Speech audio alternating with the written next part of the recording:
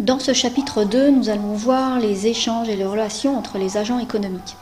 Alors, dans cette première présentation, qui constitue la première partie de ce chapitre 2, nous allons voir des notions que vous avez déjà vues en PFEG ou en SES en classe de seconde et définir ce que sont les agents économiques. Dans un premier temps, donc, il s'agira de distinguer ces différentes catégories économiques. Vous verrez qu'il y en a un certain nombre. Et puis de les différencier, ces catégories, et puis de voir quelles sont leurs fonctions dans les activités économiques.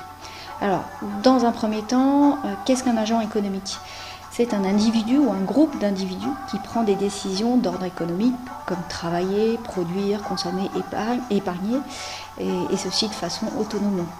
On en distingue 6 grandes catégories d'agents économiques, donc identifiables par leurs fonctions. Nous allons les reprendre un par un. Première catégorie d'agents économiques, le ménage, qui regroupe les personnes vivant sous le même toit et qui représente un centre de décision pour les dépenses communes. Tout individu appartient nécessairement à un ménage, même s'il est le seul individu de ce ménage, tel que le célibataire. La fonction principale de cet agent économique est de consommer auprès des entreprises, des administrations publiques ou des banques. Pour cela, eux, les ménages, offrent leur force de travail à une entreprise en général, mais ça peut être également une administration publique ou à une banque. Alors attention, dans cette catégorie d'agents économiques, il existe une particularité, ce sont les entreprises individuelles, c'est-à-dire les personnes travaillant seules, qui se situent dans cette catégorie.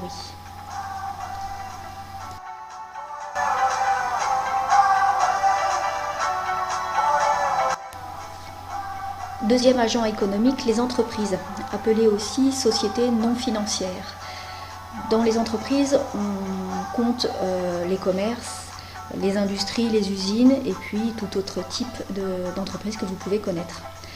Leur principale fonction, c'est de produire des biens et des services destinés à la satisfaction des besoins humains. Ces biens ou ces services qui vont être produits sont destinés à être vendus en vue de réaliser du profit.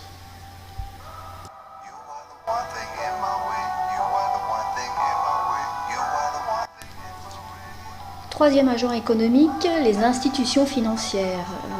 Quand on tombe par institutions financières, généralement ce sont les banques. Leur principale fonction, quant à elles, c'est de produire des services bancaires. Ces services bancaires peuvent être de 3 ordres. Le premier, elles collectent l'épargne des agents économiques, par exemple des ménages, et puis rémunèrent cette épargne en versant des intérêts. Deuxième autre service bancaire possible, elles proposent à leurs clients des moyens de paiement, leur permettant, encore une fois avec l'exemple des ménages, de pouvoir consommer grâce à une carte bancaire, des chèques, des virements, etc. Troisième autre service bancaire possible, elles peuvent octroyer des prêts à d'autres agents économiques dont les ressources peuvent être momentanément insuffisantes pour, par exemple, un ménage qui souhaite consommer à crédit, une entreprise qui souhaite investir. Donc, de manière générale, on considère les banques comme un intermédiaire entre les prêteurs et les emprunteurs.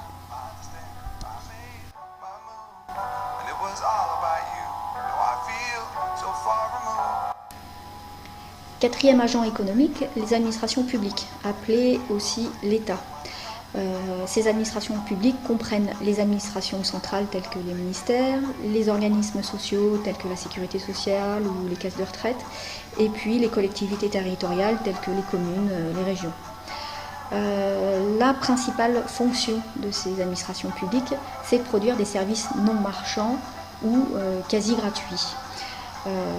Elles peuvent offrir ces services non marchands grâce aux prélèvements obligatoires que sont par exemple la TVA, les impôts, les différentes cotisations sociales qui peuvent exister.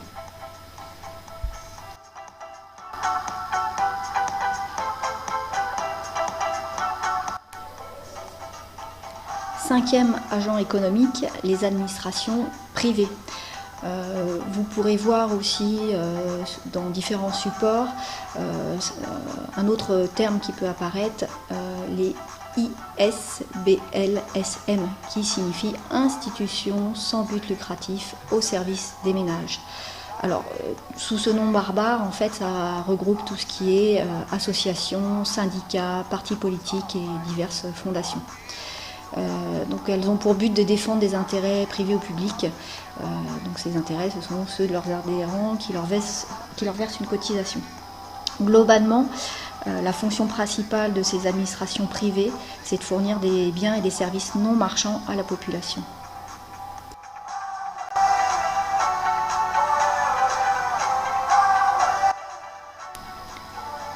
Sixième et dernier agent économique, le reste du monde. En fait, ce sont tous les agents qui ne résident pas sur le territoire national, c'est-à-dire en France, qui sont regroupés dans cette catégorie, le reste du monde. Donc, leur principale fonction, c'est d'importer, d'exporter des biens ou des services. Donc, ça permet à des agents économiques de se procurer des biens qu'ils ne trouvent pas sur leur propre territoire national, donc avec des échanges commerciaux avec l'extérieur. Alors, ça peut être pour des raisons géographiques, climatiques, mais aussi pour des raisons technologiques. On sait qu'il y a certains pays qui sont spécialisés dans des domaines techniques bien précis.